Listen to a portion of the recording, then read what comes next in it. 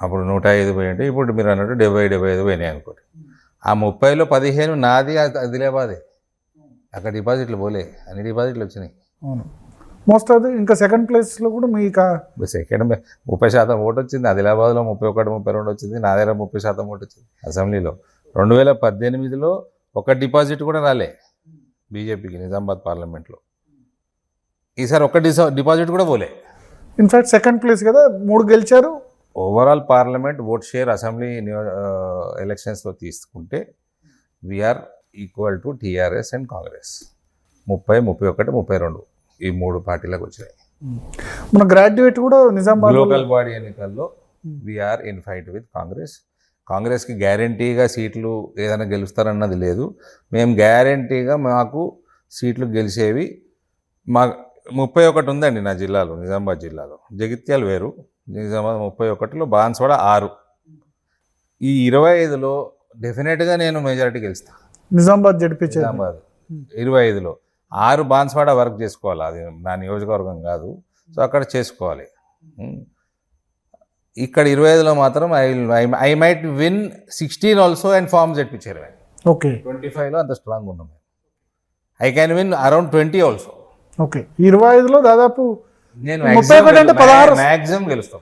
31 అంటే 16 మీ దగ్గరనే వస్తే జడ్పీ చైర్మన్ మీకే. నేను 25లోనే 16 గెలిచిన ఆశ్చర్యం లేదు, 18 గెలిచిన ఆశ్చర్యం లేదు, 20 గెలిచిన ఆశ్చర్యం లేదు. ఈ కన్ఫ్యూజన్లు అన్నీ తీరాలి కదా. ఇప్పుడు ఈ కోర్టులు, రిజర్వేషన్లు, వీళ్ళు ఏదో కొత్తగా పెడుతున్నారు, గవర్నమెంట్ రోజు తెస్తున్నారు జియోలు. ఇట్లా మిగతా వాళ్ళు ఎందుకు చెప్పలేకపోతున్నారు? నాకు తెలిసి ఇప్పుడు 31 జడ్పీ చైర్మన్లో నిజామాబాదు, నిర్మల్, ఆదిలాబాద్ ఈ 3 మాత్రమే పోటీలో ఉన్నాయని చెప్తున్నారు. కొంత కరీంనగర్ బండి సంజయ్ ఆయన అంటారు. ఈ 4-5 తప్ప మిగతా చోట్ల జడ్పీ చైర్మన్ గెలుస్తామని అనట్లేదు. ఏదో ఒక చోట ఎంపీటీసీ గెలుస్తాం, జడ్పీటీసీ గెలుస్తాం అంటారు తప్ప జడ్పీ చైర్మన్ పీఠం టీఆర్ఎస్ ఆవిర్భావంలో 2001 సంవత్సరంలో అయితే సంవత్సరంలో నిజామాబాద్ గెలిచింది. అనడం వేరు. నేను అసెంబ్లీలో 30% ఓటు తెచ్చుకున్నాక నేను మాట్లాడుతున్నా. నా దగ్గర ఒక డిపాజిట్ కూడా పోకుండా మాట్లాడుతున్నా. అవును, 18లో కూడా గవర్నమెంట్ వస్తుంది అన్నారు. నేను స్టేజ్ మీద ఉన్నా మా ప్రోగ్రాంలలో. 23లో కూడా వస్తుంది అన్నారు. అనడం వేరు. ప్లీజ్, మీరు పిల్లలతో మాట్లాడినప్పుడు ప్రోగ్రెస్ రిపోర్ట్ చూసి మాట్లాడాలి. కనీసం అట్లా ఎందుకు అనడం కూడా అనలేకపోతున్నారు? ఎందుకు పరిస్థితి? నాకు 2 కొడుకులు ఉన్నారు. ఒకడు అంటాడు రాసేసిన అంటాడు, మార్కులు తక్కువ వస్తాయి. ఇంకోటి ఏం మాట్లాడాడు, అది 50కి 49, 50 వస్తాయి. సో మీరు చిన్న ఇంకో కొడుకులాగా అన్నట్టు మీరు మార్కులు వచ్చిన తర్వాత మాట్లాడినంత మార్కులు రావు. వస్తాయి, మంచిగానే ఉంటాయి, చదువుకుంటాడు. కానీ ఒకడు అసలు మాట్లాడాడు, వాడికి ఆల్మోస్ట్ ఫుల్ మార్క్స్ వస్తాయి. సో ఎట్లా మరి గ్రాస్ రూట్ లెవెల్లో పార్టీ పెరగాలంటే ఎట్లా? ఇప్పుడు ఎలక్షన్ బహుశా election is an opportunity for you. Assembly election is an opportunity. అసెంబ్లీలో పెరిగినప్పుడు మీరు లీడర్షిప్ పెరుగుతుంది. లోకల్ బాడీలో పెరిగితే ఇంకా డీప్గా పెరుగుతుంది, ఇక ఆల్మోస్ట్ గ్రౌండ్ స్థాయికి వెళ్ళిపోతుంది. మరి గెలవాలంటే ఇప్పుడు మీరు 8 మంది ఎంపీలు ఉన్నారు కదా, 8 మంది ఎంపీలు లేకపోతే ఓడిపోయిన ఎంపీలు వీళ్ళకి ఇట్లా క్లస్టర్ వైజ్ రెస్పాన్సిబిలిటీ ఇవ్వాలి. That is not my responsibility sir. ఆ స్ట్రాటజీ పెద్ద నాయకులు వేయాలి. అంటే మిమ్మల్ని ఇప్పుడు మీరు చెప్తున్నారు కాబట్టి ఆదర్శంగా తీసుకొని, ఎందుకంటే నాకు గుర్తుంది మున్సిపల్లో కూడా టీఆర్ఎస్ 3rd ప్లేస్కి వెళ్ళింది కదా నిజామాబాద్లో. అంతకుముందు local body 3rd, MIM second, BJP first. 20 BJP first, 2020 అంటే 2020 జనవరి. BJP first, MIM second. MIM second అంటే డిస్టెన్స్ సెకండ్. మేము 28, 60లో మేము 28, ఎంఐఎం 16, TRS 13, Congress 2. Okay, but MIM BRS కలిపి ఫామ్ చేశారు. మళ్ళీ జిహెచ్ఎంసీకి నిజామాబాద్కి పొంతన ఏముంటుందంటే, ఇక్కడ 1/3 ముస్లిం పాపులేషన్, నా దగ్గర కూడా 1/3 ముస్లిం పాపులేషన్. 60లో 21 ప్యూర్ ముస్లిం వార్డ్స్ ఉంటాయి. మేము నిలబడేది 38-39. దానిలో అవుట్ రైట్గా అన్ని కొట్టేశారు. ఓకే, ఇంకా ఇంకా ఇంకా కొట్టాలి, ఇంకా కొట్టొచ్చు, ఇంకా 4-5 కొట్టొస్తుండే. సమయం సరిపోక కొద్దిగా టికెట్ల విషయంలో కొద్దిగా టైం వేస్ట్ చేసి. అంటే వేరే వాళ్ళు అడిగారు మీ సంబంధించి కాకుండా అడుగుతారు. పేర్లు డీప్గా ఎందుకండి, అయిపోయింది 5 ఏళ్ళు, మళ్ళీ ఎలక్షన్ వస్తుంది. ఓవర్ డ్యూ ఉంది కదా ఆల్రెడీ. ఓకే, ఈసారి నిజామాబాద్ జడ్పీ చైర్మన్ కూడా మీకేనా మున్సిపల్ వస్తే? I'm confident of very good performance. Nizamabad ZP chairman cum Nizamabad mayor. Nizamabad both I am confident. This is all Nizamabad parliament ప్రజల దయ, ఓకే. వాళ్ళే నాకు ఇన్స్పిరేషన్. అంటే కొద్దిమంది అంటారంటే నిజామాబాద్ అంటే ముందు నుంచే మాకు పార్టీ అక్కడ స్ట్రెంత్ అని ఉంది, మహారాష్ట్ర బార్డరు. గూగుల్ అనుమానం చూస్తా, గూగుల్ అనుమానం రిజల్ట్లు తీయండి. 2018 అసెంబ్లీ తీయండి, 14 అసెంబ్లీ తీయండి, 9 తీయండి, 4 తీయండి. నిజామాబాద్ టౌన్ మున్సిపాలిటీ ఓకే, మిగతా అంతా ఇవంతా కాదు. రూరల్ బెల్ట్, ఆర్మూర్ అయినా బాల్కొండ రాలే కదా. ఏడొచ్చినాయి డిపాజిట్లు? చెప్పండి, డిపాజిట్లు ఎప్పుడైనా వచ్చినాయో చెప్పు. తీసుకోరాదు, గూగుల్ చూసుకోరాదు. మన గ్రాడ్యుయేట్ కూడా కీలక పాత్ర. మున్సిపాలిటీ కూడా డైరెక్ట్ ఎలక్షన్ ఉన్నప్పుడు చైర్మన్ గెలిచారు. కార్పొరేటర్లు ఏడ గెలిచినట్టు 2, 3, 4 అంతే. గ్రాడ్యుయేట్ మన ఎమ్మెల్సీలో కూడా మీ దగ్గర ఎక్కువ మెజార్టీ వచ్చినట్టుంది కదా Nizamabad.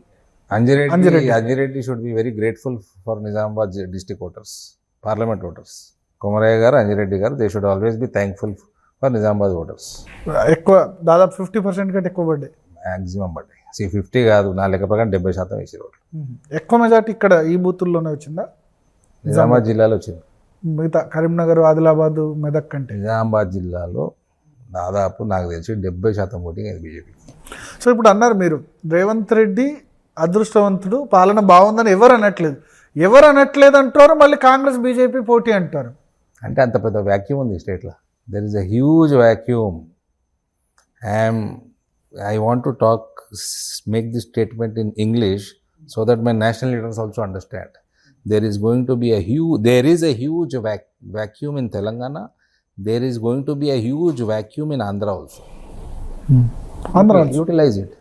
You will have to have a strong general secretary in charges here who can strategize things.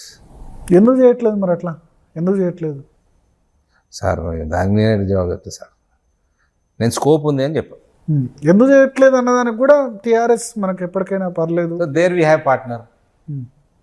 As on today we have a partner in CBN. He is a good administrator. There is no doubt. We have seen in the past also. Jagan కంటే మీకు Chandrababu suit అవుతాడా ఆంధ్రప్రదేశ్లో? ఆయన పాత alliance. Jagan కూడా అలాగే, కానీ ఎప్పుడు కలిసి పోటీ చేయరు.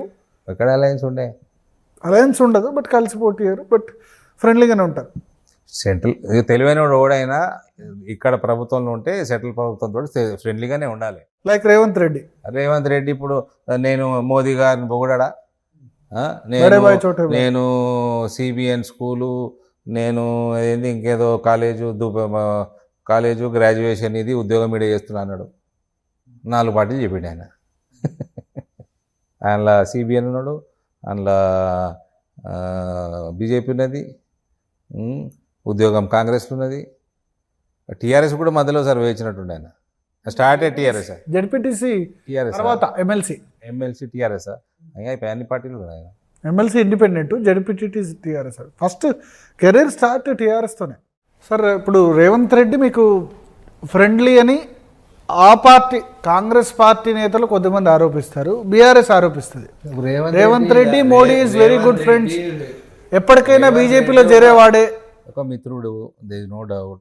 రేవంత్ రెడ్డి క్యాబినెట్ ఇంకా పెద్ద మిత్రులు నాకు, ఇంకా పాత మిత్రులు. మీకని కాదు, భారతీయ జనతా పార్టీ హైకమాండ్కు, నరేంద్ర మోడీకి. I don't think so sir. బడే బాయ్ చోటే బాయ్ అని ఎప్పుడు కేటీఆర్ మాట్లాడుతూ, నేను రేవంత్ రెడ్డి మిత్రుడు అంటున్నా. రేవంత్ రెడ్డి పార్టీతో నేను కొట్లాడుతున్నాడు. రేవంత్ రెడ్డి మోడీ పార్టీతో కొట్లాడతాడు. రేవంత్ రెడ్డికి రాష్ట్రం నడుపుకోవాలి, అంటే డబ్బులు కావాలి, కోఆపరేషన్ కావాలి. సో ఆయన ఈ రాష్ట్రంలో ఏ పార్టీలో నాయకులు అందరూ తీసుకోరు, అందరికీ కాంగ్రెస్ బ్యాక్గ్రౌండ్ ఉంటుంది. మొరల్ మరి ఎందుకు బీఆర్ఎస్ చాలా మంది, కేంద్రం బీఆర్ఎస్ చాలా మందికి ఉంటుంది. అయితే కాంగ్రెస్ కూడా